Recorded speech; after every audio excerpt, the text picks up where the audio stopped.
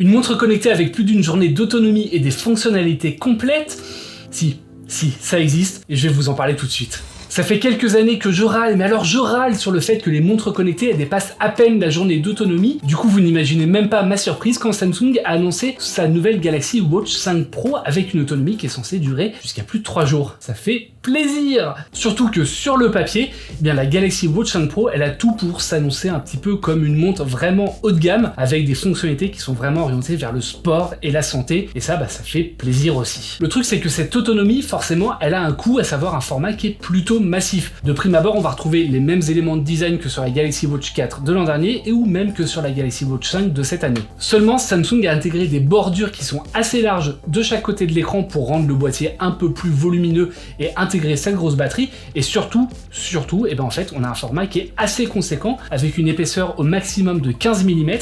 Autant dire que vous allez pas trop la ressentir puisqu'elle est quand même assez légère, mais elle se voit et si jamais vous avez une chemise ou un pull, ça peut accrocher un petit peu sur la montre.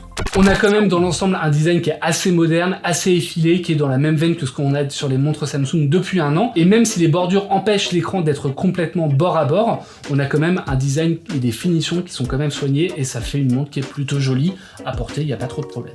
Après, on va pas se mentir, la Galaxy Watch 5 Pro, vous n'allez pas la prendre parce que elle a un design comme ça, vous allez la prendre surtout parce que c'est une des rares montres sur le marché à disposer de Wear OS. Et Wear OS, on le rappelle, c'est Android et c'est bien. Du coup, contrairement à ce qu'on va retrouver chez Huawei, Xiaomi, Amazfit ou OnePlus, là on a une montre avec plein d'applications tierces qui sont compatibles. Pour vous donner quelques exemples, vous allez pouvoir installer Google Assistant ou Google Wallet pour les paiements sans contact ou l'assistant vocal à la place de Samsung Pay ou de Bixby. Et ça, c'est une très bonne nouvelle. On va aussi pouvoir installer Google Maps ou Citymapper pour trouver son itinéraire. On va également pouvoir profiter de Strava à la place de Samsung Health si jamais vous voulez enregistrer vos activités sportives.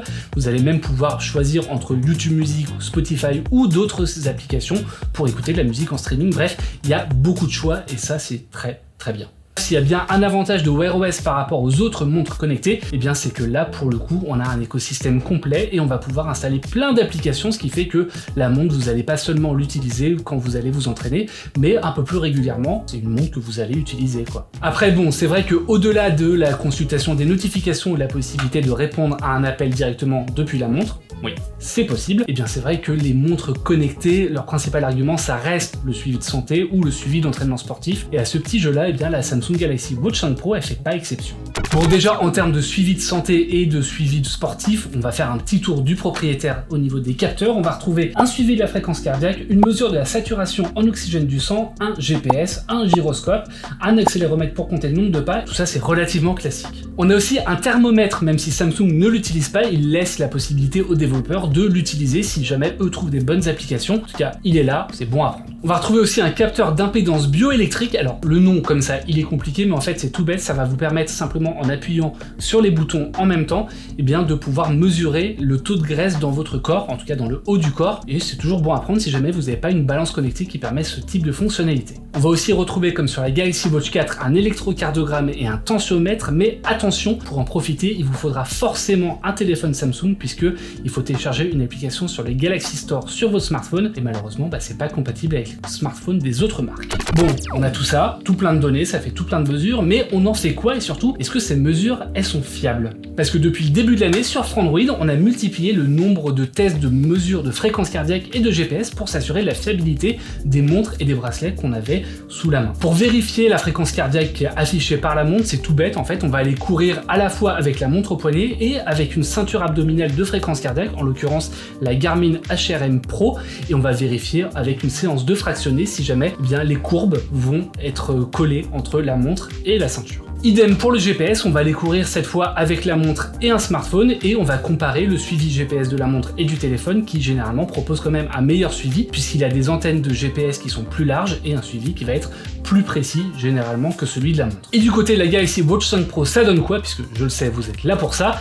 Et bien en fait, on va avoir un suivi de la fréquence cardiaque qui va être plutôt réactif, c'est assez étonnant. On va avoir un suivi qui va être assez bien collé à celui de la ceinture abdominale qu'on avait. En revanche, elle va avoir un petit souci sur les pics de fréquence cardiaque, elle va avoir du mal à mesurer la fréquence cardiaque maximale et à vraiment monter sur les séances de fractionné rapide. C'est un petit peu dommage, mais honnêtement, elle est quand même très réactive, ça passe. Sur le GPS, pour le coup, c'est vraiment qui tout double. Déjà, on va avoir tendance, un peu comme sur toutes les montres connectées, à avoir un tracé qui va raccourcir rapidement les courbes et qui va forcément parfois vous faire passer dans des immeubles, alors que c'était pas forcément le cas. En bleu, sur l'illustration que vous voyez à l'écran, c'est le smartphone avec l'application Strava, et en rouge, c'est la montre. On voit que parfois c'est assez raccourci. En revanche, parfois, ça fait vraiment n'importe quoi sur la montre. On voit là par exemple en bleu que le tracé il était tout droit sur le smartphone, en revanche sur la montre ça nous fait des zigzags, enfin j'ai pas fait ça, je vous assure, j'étais pas ivre quand j'ai couru. En fait le gros souci du GPS sur la Galaxy Watch 5 Pro c'est qu'il va réduire considérablement l'autonomie. La Galaxy Watch 5 Pro, si jamais vous courez pas avec et si jamais vous l'utilisez très ponctuellement, elle pourra durer 2 jours et demi. En revanche, si vous vous entraînez plusieurs heures, là honnêtement l'autonomie et la batterie elle va fondre comme neige au soleil. Par exemple, même si j'ai pu approcher des 72 heures avec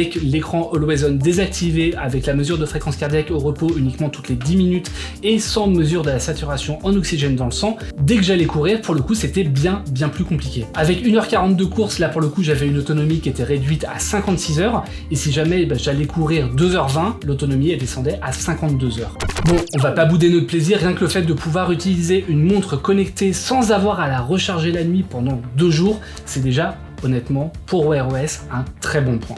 Par contre, pour la recharge, c'est pas vraiment ça. La Samsung Galaxy Watch 5 Pro, elle est bien compatible avec la charge sans fil, y compris avec la charge sans fil inversée si votre téléphone est compatible, et Samsung fournit un petit chargeur avec une prise USB-C d'un côté et la base de charge sans fil de l'autre. En revanche, le souci qu'on va avoir, c'est que la charge en elle-même, elle va prendre entre 2h30 et 3h. Ça fait quand même très long. Bref, vous pourrez pas juste recharger la montre pendant votre morning routine le temps que vous vous prépariez, il vous faudra forcément la laisser de côté pendant 2 à 3 heures sans l'utiliser pour récupérer les 2 à 3 jours d'autonomie complète. Le souci, c'est que Samsung a vraiment voulu orienter cette Galaxy Watch 5 Pro comme une montre qui était taillée pour le sport. Et a priori, il y a bien une demande pour ça, puisque Apple, de son côté, travaillerait sur une nouvelle Apple Watch prévue pour cet automne, également taillée pour le sport, avec une déclinaison qui s'appellerait Pro, on sait pas encore trop comment, mais une version un peu plus pro et un peu plus sportive.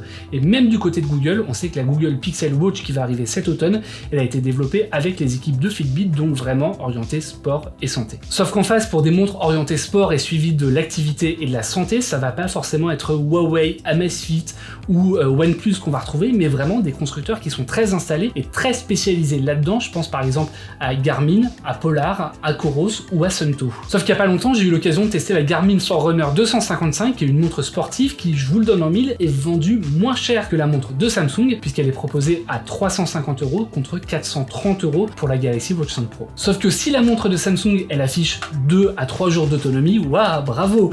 Et bien la montre de Garmin, elle peut monter à plus d'une semaine avec écran Always On. Et surtout pour les suivis d'entraînement, les mesures sportives ou les différents programmes d'entraînement, la Garmin Forerunner 255, elle est bien plus complète et bien plus précise que la montre de Samsung. On a surtout un suivi de la fréquence cardiaque qui va être bien plus précis, notamment dans les pics, quand vous faites du fractionné, et pour le coup on a seulement une marge d'erreur de 0,02% sur la Forerunner 255 contre 0,54% quand même sur la montre de Samsung. Ça fait quasiment un battement par minute de différence. Et puis là où Samsung propose finalement assez peu de programmes d'entraînement dans son application Samsung Health, du côté de Garmin c'est vraiment la spécialité, puisqu'on va avoir des programmes d'entraînement qui vont être adaptés à ce que vous voulez faire, à vos objectifs et surtout à vos performances actuelles, qui vont s'adapter au fur et à mesure. Bref, du côté de Samsung, on n'est encore clairement pas au niveau de ce que peut proposer une vraie montre sportive. Finalement, là où Samsung fait assez fort, c'est que c'est pas une montre sportive qui fait mine d'être une montre connectée, c'est que c'est vraiment une montre connectée très efficace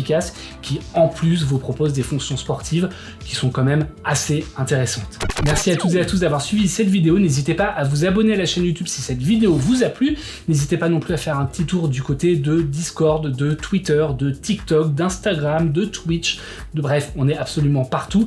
N'hésitez pas non plus à faire un petit tour dans la description de cette vidéo puisque vous retrouverez le test complet écrit de la Samsung Galaxy Watch 5 Pro, et moi je vous fais des bisous et je vous dis à très bientôt sur Frandroid.